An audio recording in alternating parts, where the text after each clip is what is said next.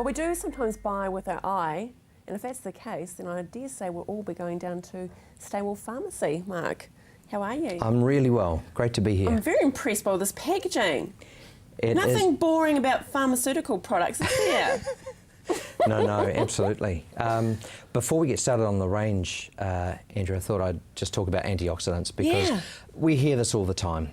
You know, free radicals, and which of course are not necessarily people protesting in the street, but about they're anti-rust basically. So if you've got a piece of fruit, when it's on the tree, it's producing its own antioxidants, so it's not going to rot. And in fact, the fresher the fruit, the higher the antioxidant content, the less likely it is to rot. But what I think a lot of people find when you go to the supermarket, your foods are actually really cold because they keep them in the freezer or the fridge to stop those antioxidants disappearing. But once you stick them on your kitchen bench, you find they begin to go off really quickly, especially those big bunches of oranges or apples. Yes, true. They suddenly 2 days later they're going off. And this is because their antioxidant content is got low. And it's the same with human beings. So we produce our own antioxidants. We make, for instance, a thing called coenzyme Q10, but there are some that we don't make, vitamin C for one. So it's why it's an essential vitamin. We don't make it ourselves. We're one of only a couple of organisms that don't make it, and that's why we need to take it. Now, a friend of mine, Greg Jardine, he's a biochemist, and he decided he wanted to make the healthiest red wine he could. So he filled it full of antioxidants and became known as Dr. Red. Right. He then became interested in the Mediterranean and Asian diet, which he coined Mediterranean, and looked at why Sounds good. Yeah, why these. I'm liking this diet so far. Why these populations don't get cancer. And so he looked at their diets and he produced a product called Ginger Punch, which is the one right in the front there, the GP. And they tested that in laboratory, and in the laboratory it killed 100% of all 3 forms of bladder and prostate cancer. Now, the independent scientist that was doing the test was so stunned, because cordial doesn't kill cancer, that he redid the test, and sure enough, same result. And that's in the laboratory though. Yeah. They then changed a couple of ingredients up and produced the Ginger Punch prostate formula, the GPPF. Found it was 3 times as potent as the original formula.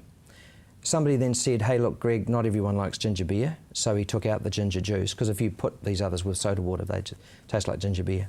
Took the ginger juice out, put elderberry, blueberry and raspberry extract in there, the blueberry punch, and the BP ×2, there's 16 times the original potency.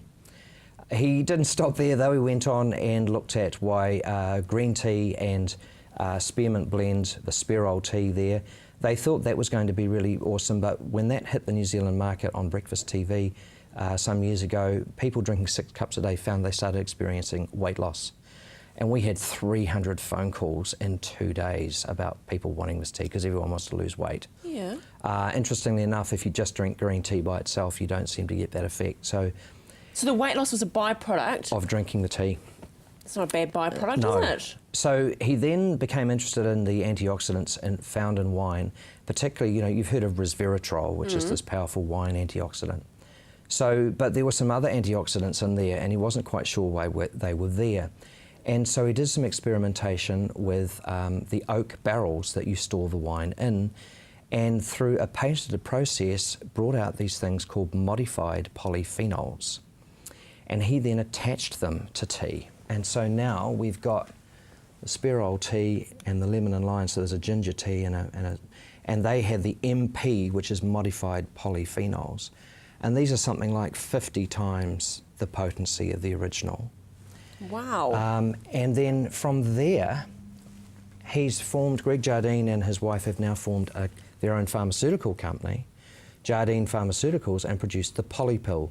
Now, they've called it polypill because so far they've tested it for its usefulness in reducing blood pressure, reducing cholesterol, and obviously the joint one for joint pain. Because being antioxidant, they're also anti-inflammatory.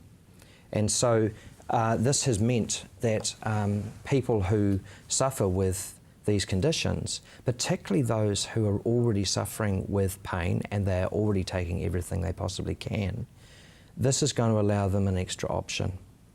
Now, of course, being antioxidant, they have blood thinning effects, so people on warfarin should be careful. But ultimately, it's a great way 2 to 3 times a day to take the capsule, either instead of or addition to what they're already taking. See what the results are after a couple of months. It's fantastic.